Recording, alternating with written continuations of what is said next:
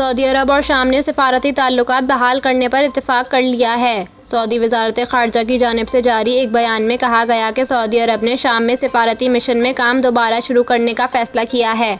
दूसरी जानिब शाम के ख़बर रसा इदारे ने वज़ारत ख़ारजा के ज़राए के हवाले से एक रिपोर्ट में बताया कि शामी हुकूमत ने सऊदी अरब में सिफारत खाने को फिर से खोलने का फ़ैसला किया है। दोनों ममालिक के दरमियान सिफारती ताल्लुकात की बहाली का फ़ैसला इस वक्त किया गया जब सऊदी अरब में 19 मई को अरब ममालिक की कॉन्फ्रेंस होगी।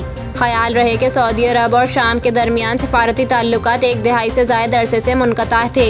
इससे कबल मार्च में एक रिपोर्ट में ज़राए के हवाले से बताया गया था कि सऊदी अरब और शाम बाहमी ताल्लुकात की बहाली के लिए सिफारत खाने दोबारा खोलने पर रज़ामंद हो गए हैं।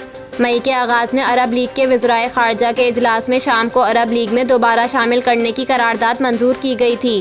करारदाद की मंजूरी के साथ शाम में खाना जंगी के नतीजे में पैदा होने वाले बहरान के हल पर भी जोर दिया गया। शाम में 2011 की खाना जंगी के खिलाफ अरब लीग से शाम की रुकनियत ख़त्म कर दी गई थी और बेशतर अरब ममालिक ने भी शाम से ताल्लुकात मुनक़ता कर दिए थे।